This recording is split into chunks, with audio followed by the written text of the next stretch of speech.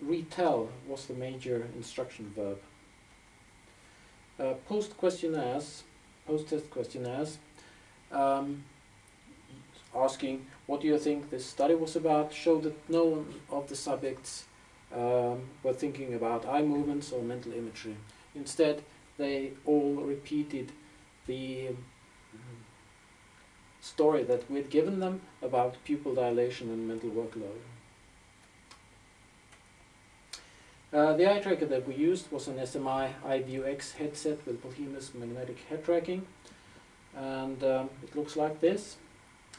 It gives us two types of data: video data with sound and synchronized data files with coordinates at 50 Hz. And this is a helmet-based system that you can see, and it allows the subject to move his or her head around. Okay, this is the eye movement pattern for one participant when she had finished looking at the picture. It looked like this, and to the right we can see what it looked like when she retold the picture looking at the white blank board. And as you can see, the eye movement pattern is very similar. And this is the same for another participant when she was listening to the verbal scene description. And to the left you have her listening, and to the right you have her retelling the description. And as you can see, this is also a very good similarity between the both patterns. Okay, I'm not going to bore you with very detailed descriptions of the analysis. However, there is a couple of very important issues. For instance, it's very common that certain participants sometimes shrink their image or even change the shape and reorganize the mental image. And in those cases we get an eye movement pattern like that in the middle. And in some unfortunate cases we can get a pattern like the one in the far right, where it's very hard to say what's going on. Therefore, we have two different codings, yes, global and local correspondence coding. And what we mean with this is, so we have global and local correspondence coding. In the global correspondence coding, an eye movement moving from one object to another, it has to move to a position that's categorically correct relatively the whole eye movement pattern for this participant. And in the local correspondence coding, we only consider directions. So an eye movement moving from one object to another just has to move in the correct direction. And as you see in these two illustrations, if we have a spruce in the middle and a house to the left and a tree to the right, of both the house and the spruce in this mental image, in the global correspondence coding, the eyes has to move so that, for example, when you go from the house to the tree, the eye movement position has to finish in a position that is relatively correct, both according to the spruce and the house.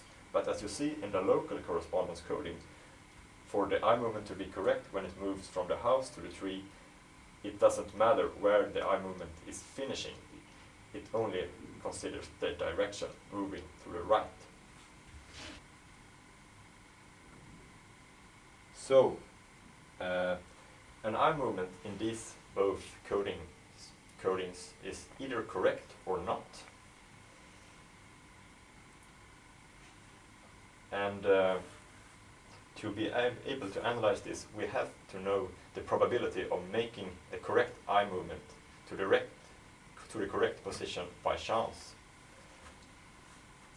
And in the local correspondence coding, where we only consider directions, the chance is of course less than 20%. You could either go up, down, left, right, or you could be still. And in the global correspondence coding, well, that's very hard to say, because there's so many different positions that you could be in, but we've chosen to be very, very conservative, and we use 2 different locations in the 4 directions. So to the left there is 2 positions, and to the up and down there's also 2, and to the right there's 2. So we would say it's at least not less than 11% chance that the eye movement is moving to the correct position by chance. So, and then we've used Wilcoxon signed ranks test. And this is the results. And as you can see in the local correspondence coding, the percentage of object with correct eye movement was about 2/3 of all the eye movements. And in the global correspondence coding, it was more than half of all the eye movements that moved to the correct object. And they were all very significant. And in the spoken elicitation, in the listening phase, we had also very high percentage of eye movements moving to the correct positions, both in the local and global correspondence coding. And in the retelling of the description, there is also a very high percentage of eye movement that's moving to the correct position. And if we compare the visual and spoken elicitation, we can see that both the global and local correspondence coding is almost identical. So, yeah, as we said, there's a very strong effect that the eye movements reflect the visualized scene, and the results are almost identical for visual and spoken stimuli.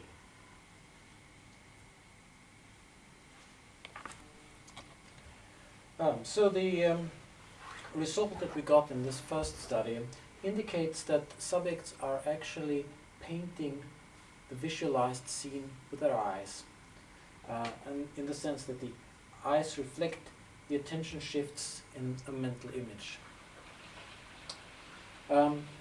There's really no reason for subjects to do this if their memory content was propositional.